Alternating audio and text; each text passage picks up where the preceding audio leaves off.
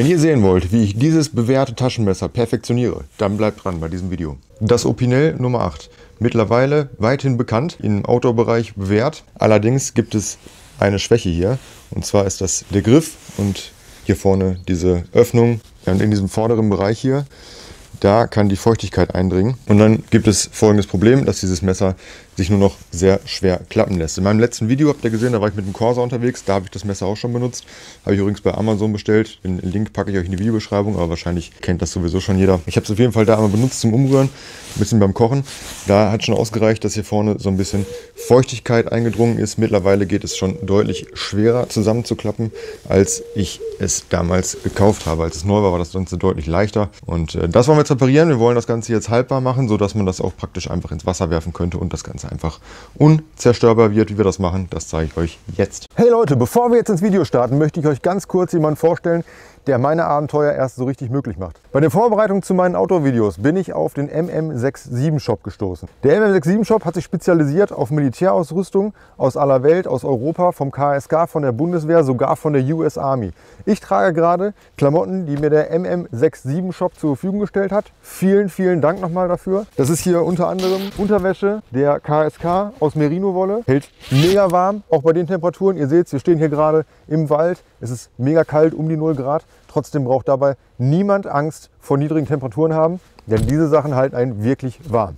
Der Shop führt gebrauchte Artikel sowie neue Ware, aber auch Campingartikel und Outdoor-Ausrüstung wie zum Beispiel Messer, Werkzeuge oder andere Gegenstände wie eine Feldflasche oder einen Kocher, den ihr unbedingt im Outdoor-Bereich für eure Abenteuer benötigt. Neben meinen Klamotten, die ich jetzt gerade trage, hat mir der Shop übrigens auch diesen Rucksack hier zur Verfügung gestellt, den ich jetzt hier mit in den Wald genommen habe. Mega robust, wirklich von Militär bereits im Einsatz gewesen.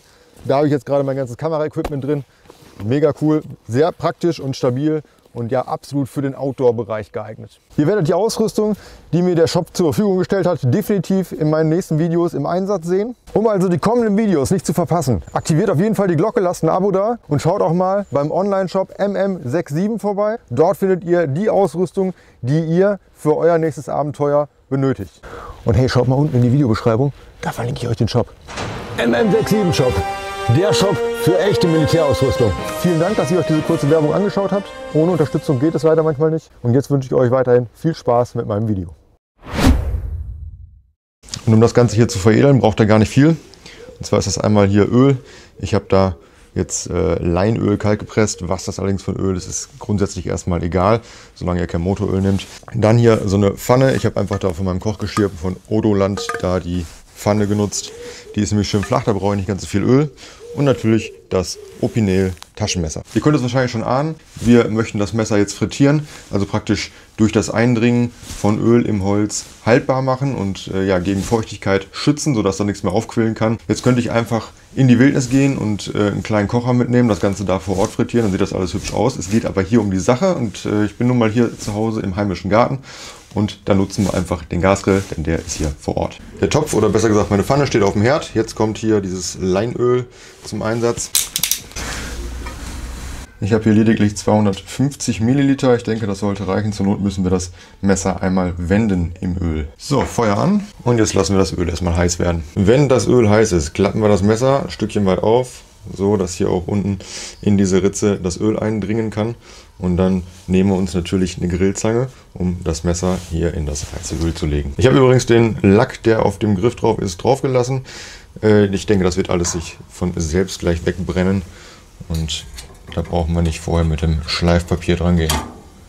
Wie schon erwartet ist ein bisschen wenig Öl im Topf, aber wir werden das Messer gleich einfach mal wenden. Und dann geht es daran, das Messer so lange im Öl zu lassen, bis die gewünschte braune Farbe erreicht ist. Wir können das Messer ewig lange drin lassen, bis es aufhört zu sprudeln. Dann ist der Griff allerdings komplett schwarz.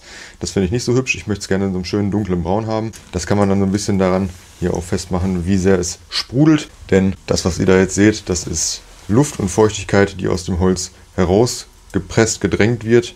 Und ja, das Öl tritt dann an die Stelle und versiegelt somit das Holz. So, ich habe mich jetzt auch nochmal dafür entschieden, ein bisschen mehr Öl da reinzugeben. Einfach noch ein bisschen Rapsöl dazu. Dann brauche ich es gleich nicht wenden. Ein bisschen runterdrücken das Ganze. Und dann warten wir jetzt ab. Keine 10 Minuten später sieht das Messer mittlerweile so aus. Wir haben eine schöne braune Färbung. Und ja, viel dunkler soll es jetzt auch nicht werden. Darum werden wir das Ganze jetzt so lassen. Und hier aus dem Topf bzw. aus der Pfanne und aus dem heißen Öl retten.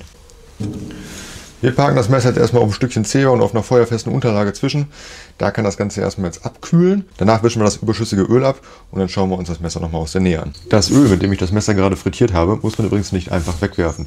Ich würde jetzt nicht unbedingt die nächste Fuhre Pommes darin frittieren, aber wenn ihr nochmal so ein kleines Projekt vorhabt und ihr wieder so ein Öl braucht, dann füllt euch das einfach jetzt in die Flasche ab, lasst es natürlich vorher kalt werden, nehmt euch einen Trichter zur Hilfe und dann habt ihr immer was am Start für eure nächsten kleinen Projekte.